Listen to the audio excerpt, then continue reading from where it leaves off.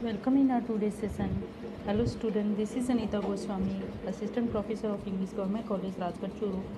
So, as you know, in our earlier session, in the last stanza, where throughout all these stanzas, in order to express the feelings of the hero Prufrook, the poet has shown different corners of Prufrook's psyche to articulate his ideas, to articulate his feelings, and in this process, in our last stanza, we had that when the speaker he wants to convey his personal feelings to a lady, maybe uh,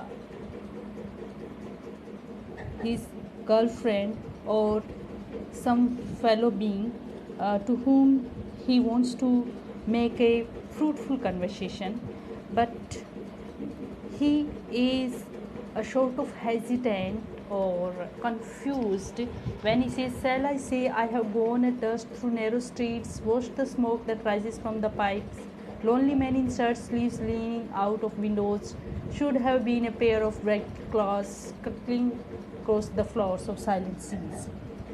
So, will he tell a woman that he came through all these narrow streets where a lonely man like Prufrook himself lean out of windows, watching life go by, but no taking part in it, like a pair of ragged claws?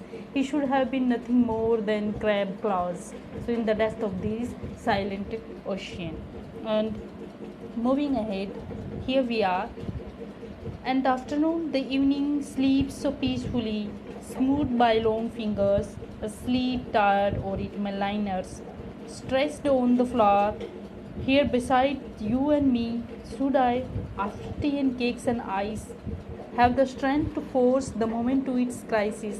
But though I have wept and fasted, wept and prayed, though I have seen my head grown slightly bald, brought in upon a platter, I am no prophet, and here is no great matter. I have seen the moment of my greatness flicker, and I have seen the eternal footman hold my coat and sneaker, and in short, I was afraid. So, here again, when the time passes, the speaker here makes uh, ambiguous notion about uh, the past, present, and future, that where at some point of time he comes in his present time, and at some sort of time suddenly he goes back in his past life and mm, starts to narrate some past events. So that kind of ambiguous nature we can find in the whole persona of this hero here, Prufrook. So when he says that time passes peacefully in the afternoons, the evening sleeps so peacefully, time passes so peacefully, as if sleeping, where smooth by long fingers, asleep, tired, or rhythmal lines, or during that time it seems that he was sometime he was so tired, and or it simply seems to him it wastes time stretched out on the floor. So here, should I, after tea and cake ice, have the strength to force the moment to its crisis? So again, he expresses his wish to communicate his inner feelings right to the person to whom he wants to convey. So he again hesitant about this thing. So he says that should uh, Prufrook sit down with someone and have dessert, should he take a chance to make a kind of acquaintance with him, to make the to force the moment to its crisis, means to make an acquaintance with the person to whom he wants to share his views, or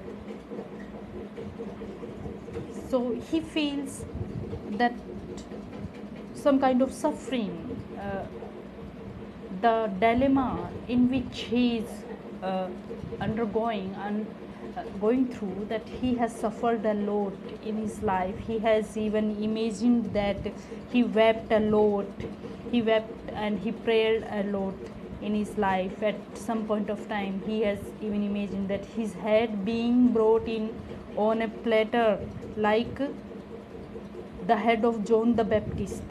So here the imagery grown slightly but brought my head brought in upon a platter. So here the speaker compares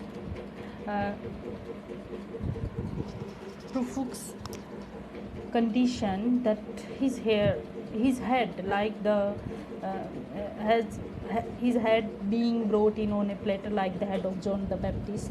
Of course, he is not prophet. He is unlike John. He is no prophet. He has seen his opportunities pass and even seen death of close, holding his coat, snickering. He has been afraid in his life. In short, I was afraid. He is describing his fear, that he has been afraid, and he is unable to articulate his individual views, his feelings to someone near and dear to which he wants to convey. So again, he is in a chaotic state. Now moving ahead, here we are. And would it have been worth it after all? After the cups, the mermaid, the tea, the marmalade, the tea, among the porcelain, among some talk of you and me, would it have been worthwhile to have bitten off the matter with a smile, to have squeezed the universe into a bowl, to roll it towards some overwhelming question, to say I am Lazarus, come out, come from the dead, come back to tell you, come back to tell you all, I shall tell you all. If one settling a pillow by her head should say, that is not what I mean at all, that is not it at all. So again,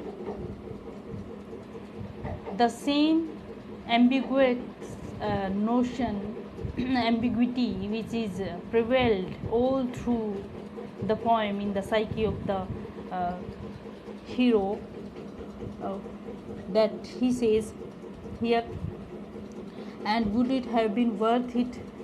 So here it continues that